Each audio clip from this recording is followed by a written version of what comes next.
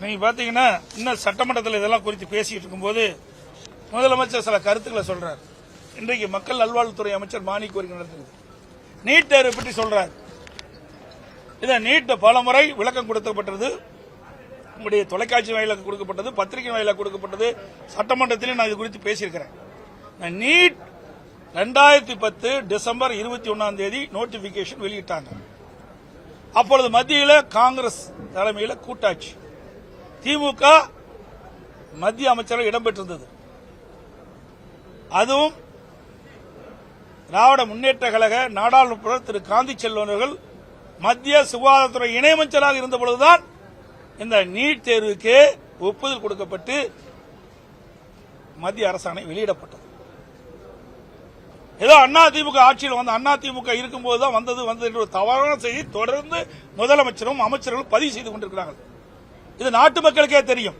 இது கொண்டு வந்தது காங்கிரஸ் திமுக.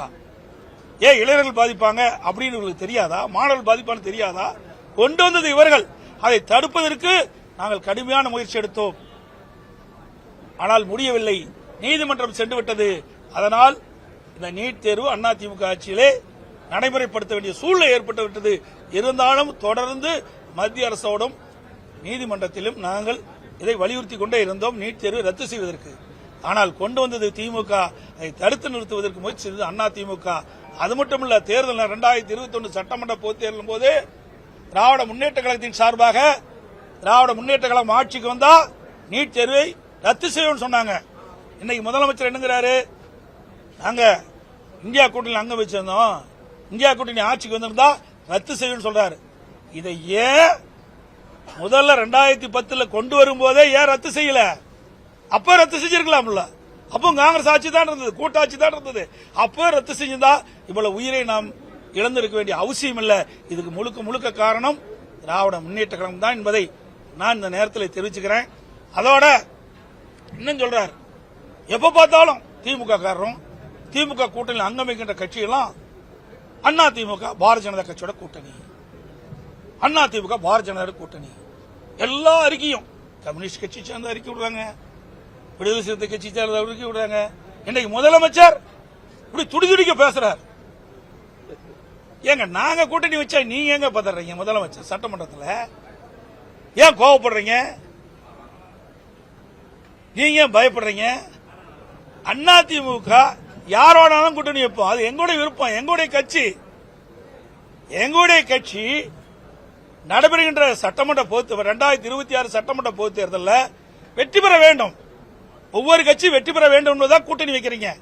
நீங்க எப்ப பார்த்தாலும் பலம் வாய்ந்த கூட்டணி நீங்க சொல்றீங்களே, அது மாதிரி நாங்களும் அதிமுகவும் பலம் வாய்ந்த கூட்டணியை 2026 சட்டமன்ற தேர்தலில் அமைப்போம், நிச்சயமாக வெற்றி பெறுவோம்.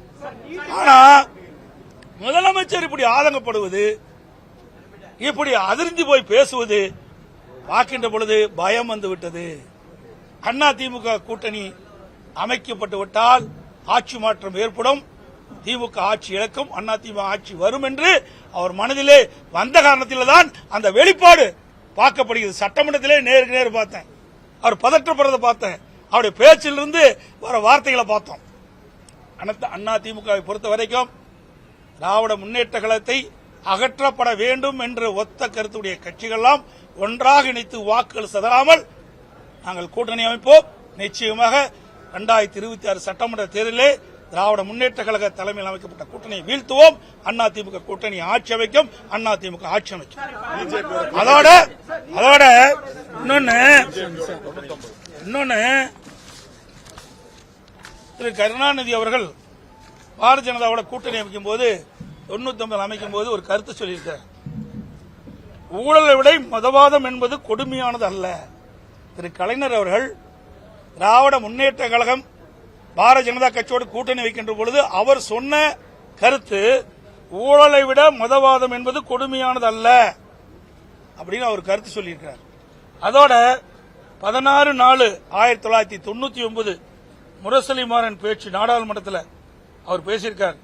நெருக்கடி நிலையின் போது எமர்ஜென்சி நாங்கள் திமுக காங்கிரஸை விட்டு விலகிவிட்டோம். இப்போது நாங்களும் ஜனசங்கம் பாரதிய ஜனதா உறுப்பினரும் மார்க்சிஸ்ட் தோழர்களும் சிறையில் தோழர்களானோம். காரணம் எதுவாக இருந்தாலும் எங்களுடைய நீண்டகால அரசியல் வரலாற்றில் நாங்கள் அனைவரும் ஒதுக்கப்பட்ட மக்களுக்காகவும் சிறுபான்மை மக்களுக்காகவும் ஆதரவு அளித்து பாதுகாப்பு வந்திருக்கிறோம் என்று அவர் பேசியிருக்கிறார். அதுக்கு அடுத்தது 23/6/1999 முரசொலி கட்டுரையில திமுகவினருக்கு அந்த கட்டுரையில் தெரிவிக்கப்பட்ட கருத்து, சிறுபான்மை மக்களிடம் பாரதிய ஜனதா கட்சியை பற்றி ஒரு சந்தேகத்தை ஒரு சிலர் உருவாக்கி வைத்திருக்கின்றார்கள் என்பது உண்மைதான். பொய் பிரச்சாரம் செய்கின்றார்கள். அதற்கு ஈடு கொடுத்து அதை முறியடிக்க வேண்டிய பொறுப்பு திமுக இளைஞர்களுக்கு ஆகிய உங்களுக்கு உண்டு என்று தெரிவிச்சிருக்கார். அப்பெல்லாம் பாரதிய ஜனதா இவர்களோடு இணைந்து பணியாற்றுகின்ற பொழுது இனிச்சுது, இப்ப கசக்குதா? 1999 திராவிட முன்னேற்ற கழகம் பாரதிய ஜனதா கூட்டணி போட்டு வெற்றி பெற்று அங்க மத்தியில் ஆட்சி அதிகாரத்தில் இருந்தாங்க. அப்பொழுது திரு முரசொலி மாறன் அவர்கள் நோய்வாய்ப்பட்டு 1 வருட காலம் மருத்துவமனையிலே சிகிச்சை பெற்று வந்தார். அப்பொழுது இலாக்கா மந்திரியா வச்சிருந்தாங்க. அப்பெல்லாம் பாரதிய ஜனதா கட்சி இவருக்கு நல்ல கட்சியா தென்பட்டது. இப்பொழுது அண்ணா திமுக பாரதிய ஜனதா கூட கூட்டணி வச்சா ஏன் வைக்கிறீன்னு கேள்வி கேட்கிறார் முதலமைச்சர். எப்பொழுதும் திராவிட முன்னேற்ற கழகத்திற்கு சாதகமா இருந்தா அதை பாராட்டுவாங்க, அவளுக்கு பாதகமா இருந்தா அதை எங்க மீது பலி சுமத்துவாங்க. இதுதான் வாடிக்கை.